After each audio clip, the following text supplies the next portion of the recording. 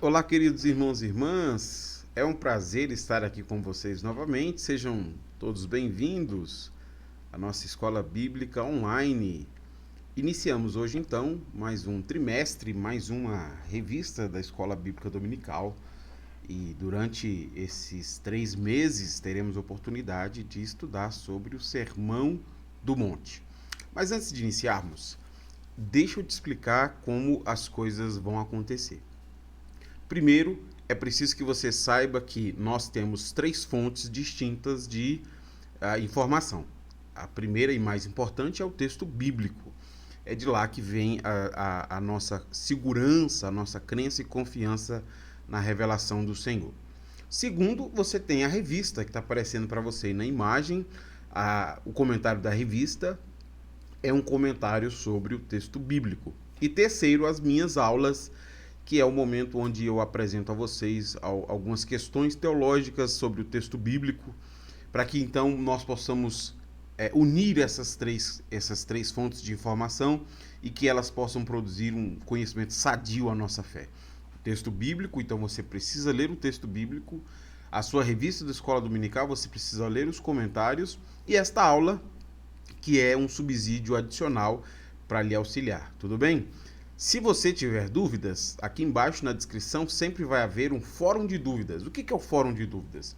É o momento onde você pode colocar uma questão, uma dúvida, fazer um comentário, e no final do trimestre eu farei questão de ler e comentar todas as questões ali apresentadas por vocês. Então, se você tiver dúvida ou quiser fazer um comentário, não deixe de ir ao nosso fórum para que a gente possa interagir juntos neste ambiente educacional que se está construindo aqui, tá ok? Segunda questão também, no final da aula, não deixe de ir aqui na descrição fazer a aula-atividade. A aula-atividade é o momento de você verificar o seu aprendizado de maneira a consolidar esses saberes aqui. A aula de número 1, o título é O Sermão da Montanha e Sua Essência. E para facilitar o nosso estudo, eu quero dividi-lo em 3 momentos. Primeiro, eu quero começar apresentando algumas informações básicas sobre o Sermão da Montanha. Na segunda sessão da aula, eu quero apresentar algumas características teológicas do Sermão da Montanha e quero encerrar com 2 aplicações. Então, 2 informações básicas, 2 características teológicas e 2 aplicações, tudo bem? De maneira que a gente consiga introduzir o assunto e começar o nosso aprendizado. Se você precisar, assista essa aula novamente. Se gostar, não deixe de compartilhar alguém, porque talvez esse conteúdo seja útil a mais uma pessoa que talvez não tenha condição de ir à igreja, participar presencialmente, ou que deseja aprender um pouco mais sobre a palavra de Deus. Vamos então começar com a primeira sessão, informações básicas. Esse sermão que nós começamos a estudar hoje, ele é amplamente reconhecido como sendo o coração do ensino de Jesus. O coração do ensino de Jesus é o Sermão do Monte. E muito embora já tenham se passado aí mais de 2000 anos desde que este sermão foi pronunciado por Jesus e quase o mesmo período em que ele foi escrito, essas palavras elas continuam muito relevantes para os dias de hoje. Como essas palavras começam? Veja comigo o versículo 1 e 2. Certo dia, quando Jesus viu que as multidões se juntavam, subiu à encosta do monte e ali sentou-se. Seus discípulos se reuniram ao redor e ele começou a ensiná-los. Há 2 questões básicas, então, você precisa saber para introduzirmos o nosso estudo. Primeira questão básica, diz para a gente esse versículo que Jesus começou a ensiná-los. Esses ensinos de Jesus começam aqui no capítulo 5 e vão até o capítulo 7. Então são 3 capítulos, capítulo 5, 6 e 7. Essa é a primeira informação básica. O Sermão da Montanha começa no capítulo 5 e vai até o capítulo de número 7. Segunda informação básica que você precisa saber sobre o Sermão da Montanha. Ele é chamado de Sermão da Montanha, porque como nós vimos aí na leitura deste versículo 1, esse sermão foi proferido na encosta do monte. Então o texto nos diz isso e por causa disso ele é então conhecido como Sermão da Montanha. Duas informações básicas que você já tem e já possui sobre o sermão que nós iremos estudar a partir de hoje.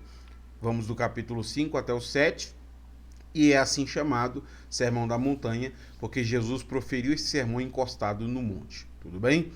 Além dessas duas informações básicas, eu quero agora explorar com você duas outras informações que são, na verdade, características teológicas do Sermão da Montanha, e eu acho que vão nos possibilitar uma compreensão mais clara, que nos preparam para o estudo a partir da próxima semana. Bom, quais são as duas informações teológicas que eu quero compartilhar com vocês? A primeira informação teológica importante tem a ver com o tema. Qual é o tema dessa longa pregação de Jesus que vai do capítulo 5 até o capítulo 7? Qual é o tema central e qual é a abordagem central de Jesus ao longo desses 3 capítulos? Veja comigo o que está escrito no capítulo 4, porque ele vai nos ajudar a chegar ao tema do Sermão da Montanha. No final do capítulo 4, versículo 23, o Evangelho de Mateus diz assim: Jesus viajou por toda a região da Galileia, ensinando nas sinagogas, anunciando as boas novas do reino e curando as pessoas de todo tipo de doença. Então, o texto nos diz que Jesus percorreu toda a região da Galileia, ensinando sobre as boas novas do reino. Depois de Jesus percorrer a região da Galileia, ensinando sobre as boas novas do reino, uma grande multidão passou a seguir Jesus. Foi isso que nós lemos no versículo 1, agora há pouco. Essa multidão de onde Jesus passou está seguindo ele. E o que é que Jesus faz então? Jesus senta-se ali para explicar a essas pessoas sobre esta vinda do reino, porque é isso que o texto está nos dizendo. Então, Jesus anuncia as boas novas do reino, e agora que tem uma grande multidão seguindo Jesus, ele se senta para explicar a essas pessoas sobre a vinda do reino. Portanto, é esse o tema central do Sermão da Montanha. O Sermão da Montanha tem como tema central o anúncio de Jesus sobre a vinda do reino. Veja que interessante esse comentário do Carson sobre essa questão. Ele diz assim: o magnífico tema desses 3 capítulos é o reino do céu. O reino do céu é a expressão comumente usada por Mateus para se referir ao que os outros autores do Novo Testamento preferiram chamar de o reino de Deus. Mateus, como muitos judeus de seu tempo, evitava usar a palavra Deus. Para eles, era uma palavra muito sagrada, sublime demais. Por isso, empregavam eufemismos, como céu em seu lugar. Então, o que é que nós descobrimos? Segundo Carson, que quando Mateus vai falar sobre o reino de Deus, ele prefere, por uma questão de tradição judaica, o zelo com o nome do Senhor, chamar essa expressão de reino do céu, que em outros lugares nós conhecemos com o nome mais próprio de reino de Deus. Mas a gente já sabe neste momento que quando o Mateus vai falar aqui pra gente no seu evangelho de reino do céu, ele está fazendo a referência ao mesmo reino de Deus que é mencionado em outros livros. Portanto, este é o tema central do Sermão da Montanha. O tema central do Sermão da Montanha é a vinda do reino do céu, ou a vinda do reino de Deus. Mas, pensando no reino do céu, aqui na expressão de Mateus, o que é que nós sabemos sobre o reino do céu? Antes de falar o que é o reino do céu sobre a perspectiva de Mateus, deixa eu dizer o que não é o reino do céu dentro da perspectiva do Sermão da Montanha. Primeiro, quando Mateus está falando sobre o reino do céu, ele não está fazendo referência a fronteiras geográficas. Mateus não está se referindo a um domínio ou a uma autoridade do rei que se estende daqui até aqui. Então não é essa a noção do que seja reino do céu ou reino de Deus aqui em Mateus. Essa noção, portanto, ela não significa o que Mateus está dizendo. Segundo, reino do céu não diz respeito a um governo universal. Como se Mateus estivesse dizendo, olha, o reino começou e Cristo governa sobre todos. Não quer dizer isso exatamente porque quando nós lemos o Sermão da Montanha, nós descobrimos que Mateus vai nos dizer que existem critérios para as pessoas fazerem parte do reino. Então o reino não tem a ver com um governo global de Cristo, ou um domínio global de Cristo, porque para você fazer parte do reino, você precisa se submeter a certas exigências. Veja como ele diz isso lá no final do sermão, e onde essa ideia fica muito mais clara para a gente. Mateus diz assim, capítulo 7, versículo 21. Nem todos que me chamam Senhor, Senhor, entrarão no reino dos céus, mas apenas aquele que de fato fazem a vontade de meu Pai que está no céu. Então, neste momento, nós descobrimos de forma muito clara que apesar de, em outros lugares, o reino de Deus fazer referência ao governo de Cristo, à soberania de Deus aqui na terra, não é essa a noção que Mateus vai desenvolver. A noção de reino do céu para Mateus ela é diferente. O que significa reino do céu aqui para Mateus no Sermão da Montanha? À luz da leitura do sermão e por uma compreensão teológica mais clara, nós descobrimos que reino do céu nessas passagens diz respeito ao propósito salvífico de Deus. Ou seja, no Sermão da Montanha, participar do reino do céu significa entrar na vida ou estar vivo para Deus. Então, quando Mateus fizer referência ao reino do céu aqui, ele está fazendo referência a um aspecto muito contundente do reino, que é estar vivo para este reino, ou para uma relação de comunhão com Deus. E por que eu digo que é um aspecto muito, muito específico? Porque nas outras perspectivas você tem uma abordagem mais ampla, né? Um governo que se estende a tudo e a todos. A abordagem aqui de Mateus ela é mais específica. Em outros lugares, o reino é um governo divino. Deus governará sobre tudo, governará sobre todos.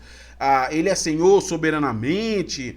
Não acontece nada sem a sua vontade. E o seu filho virá para governar e reger as nações. Mas a perspectiva de Mateus não é essa de um governo que se estende sobre tudo e todos. É uma perspectiva salvífica, que diz respeito a essa salvação que alcança o indivíduo e que agora ele é introduzido neste reino futuro, o reino que virá. Então o reino do céu aqui em Mateus tem um sentido de salvação. Por causa disso, que é dito que o reino de Deus chegou. O reino de Deus chegou porque a salvação que permite que alguém entre no reino chegou pela obra salvífica de Cristo. A obra mediadora de Cristo possibilita que essas pessoas já sejam introduzidas no reino. Daqui a pouco eu quero apresentar isso sobre uma perspectiva do já, ainda não. Mas antes, veja que interessante o que o John Wesley diz sobre essa perspectiva salvífica do que é o reino do céu. John Wesley escreveu assim: E o que ele está ensinando, no caso de Jesus?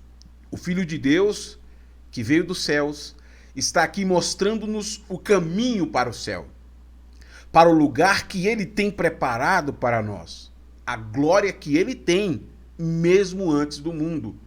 Ele está nos ensinando o verdadeiro caminho para a vida eterna, o caminho real que nos conduz ao reino. Então é essa perspectiva, essa compreensão que nós precisamos ter aqui no Sermão da Montanha.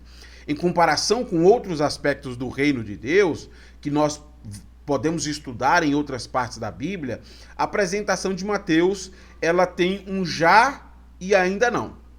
O que significa isso? Significa que, dentro da perspectiva de Mateus, o reino de Deus já veio, porque diz respeito às pessoas que podem fazer parte desse reino vindouro, sendo salvas e a salvação do Senhor alcançando essas pessoas. Então, com a obra de Cristo, essas pessoas já são adicionadas ao reino de Deus. Eu acho que tem uma expressão de Paulo que ela é muito precisa nesse sentido. Paulo diz que nós estamos assentados nos lugares celestiais com Cristo, que é essa noção do reino de Deus que já veio e nós já fazemos parte do reino vindouro. Então, no sentido escatológico, aquilo que aguardamos no futuro, nós já fazemos parte, mas tem um segundo momento que ainda não.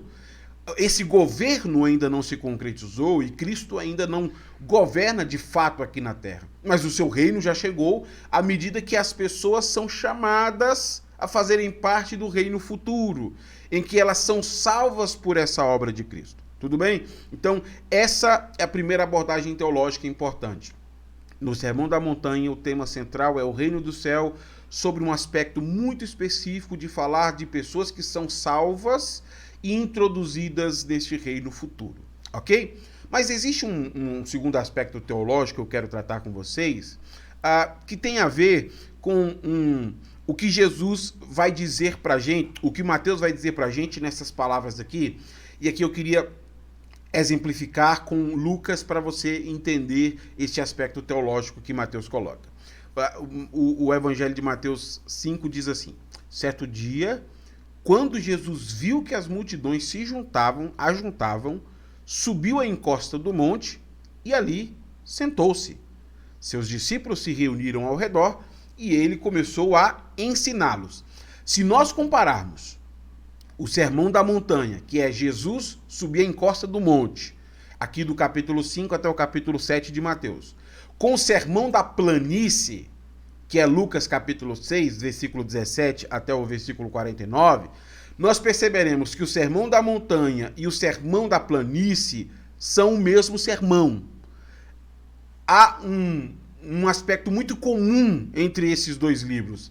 Ambos os sermões são iguais. Só que lá em Lucas, ele é apresentado como o Sermão da Planície. Não há encosta de um monte. Aqui em Mateus, há uma encosta de um monte. A outra coisa divergente entre os dois é que, como o Evangelho de Mateus está organizado de forma tópica, os eventos descritos no Sermão do Monte, eles são diferentes do Sermão da Planície, porque Lucas organiza o material de forma cronológica. Então, Lucas faz uma apresentação cronológica, enquanto que Mateus faz uma apresentação de forma tópica. Mas o ponto que eu quero destacar é esse. Jesus chegou a um lugar, escolheu, sentou-se, e aqui nós estamos falando de uma tradição muito comum daquela época. Um mestre na sinagoga ou numa escola, geralmente ele fazia isso. Quando ele queria ler um texto, ele se colocava em pé, mas quando ele ia ensinar, ele se sentava, e o que Jesus faz é exatamente isso. Ele se senta, fazendo uma referência a exatamente o papel de um escriba, alguém que vai ensinar aos seus discípulos. E agora, o ponto que Mateus coloca para a gente é a encosta do monte. Porque o sermão mais importante da história da humanidade foi pregado na encosta do monte. Porque Mateus faz questão de chamar isso, e quando nós vamos a Lucas não tem essa referência. E esse é o segundo aspecto teológico importante que eu queria destacar a vocês. Porque aqui nós temos o Sermão da Montanha, em Lucas nós chamamos de Sermão da Planície. Mas é o mesmo sermão, dentro das categorias que apresentei a vocês anteriormente. Mas por que Mateus faz questão de chamar de Sermão da Montanha e colocar, então, essa encosta do monte? O Craig Kinnear tem um comentário interessante sobre isso, que apresenta uma plausibilidade porque que o Mateus fala sobre o monte. O Kinnear diz o seguinte: podemos suspeitar que Mateus escolheu enfatizar a presença de uma montanha, e provavelmente não por questões de interesse puramente topográfico. Muitos estudiosos pensam que Mateus aqui lembra a revelação de Moisés no Monte Sinai. Os professores judeus aconselhavam a pessoa a receber as palavras de um estudioso da Torá com medo e tremor, como se as recebessem do Sinai. Então, se nós considerarmos essa questão histórica, muito provavelmente o que Mateus está indicando é que aquele que é maior do que Moisés está nos dando uma nova revelação. Com isso, nós devemos considerar as palavras de Jesus com o mesmo peso revelacional que as palavras de Moisés quando ele as proferiu no Monte Sinai. Então, muito provavelmente, o aspecto do monte aqui dito por Mateus, por ser alguém de uma tradição judaica e por falar para um público judeu, é mostrar que aquele que é maior do que Moisés está fazendo a mesma coisa. No monte, ele está nos dando uma revelação nova que vai conduzir a nossa vida para o reino. Você consegue perceber como faz sentido então? Então, muito provavelmente é esse o sentido de Mateus colocar este monte, diferente de Lucas, que faz uma descrição narrativa. O Craig Keener coloca mais um ponto sobre isso. Tendo resumido a mensagem de Jesus como arrependimento em vista do reino vindouro, Mateus agora reúne os ensinamentos de Jesus que explicam como uma pessoa arrependida, pronta para o governo de Deus, deve viver. O discurso sugere que somente aqueles submetidos ao reino de Deus, na era atual, estão realmente preparados para o tempo em que Jesus julgará o mundo e reinará sem contestação. Ficou claro para nós, então, que muito provavelmente o que Jesus está fazendo aqui, e Mateus faz questão de chamar a atenção ao monte, é dando uma nova revelação que vai dar a esses discípulos uma visão clara sobre essa nova perspectiva relacional com Deus de um reino que chegou. Um reino escatológico, né? A salvação futura chegou. E para que você alcance essa salvação, você precisa, então, se submeter àquilo que Jesus vai ensinar aqui, aquilo que Jesus vai indicar aqui, aquilo que nós poderíamos chamar de uma nova revelação de Deus ao seu povo, à sua igreja. Saber isso, então, vai ser importante, porque observando essas exigências de Jesus, essas exigências vão confrontar os seus discípulos, vão confrontar aqueles primeiros ouvintes, vão confrontar a nós hoje, e de maneira semelhante, nós e eles vamos reconhecer que nós fracassamos. Nós fracassamos e fracassaremos em nossa tentativa de fazermos parte do reino de Deus, à medida que a nossa vida devocional deixa muito a desejar sobre muitos aspectos. E quando isso acontecer, tanto aqueles ouvintes como nós perceberemos então que o arrependimento é o que possibilita o acesso a essa graça maravilhosa que nos adiciona e que nos coloca como membros do reino de Deus. O arrependimento, portanto, é uma chave importante para o estudo e para a compreensão e para as práticas dos discípulos no reino de Deus. Tendo feito, então, essas duas explicações teológicas, eu parto para a conclusão, fazendo duas aplicações que eu considero que serem valiosas para nós sobre esses aspectos gerais que eu apresentei acerca do Sermão da Montanha. Primeira aplicação que eu faço é essa. Ser discípulo de Jesus significa aprender e obedecer às ordens deles. Este é um ponto central no Evangelho de Mateus.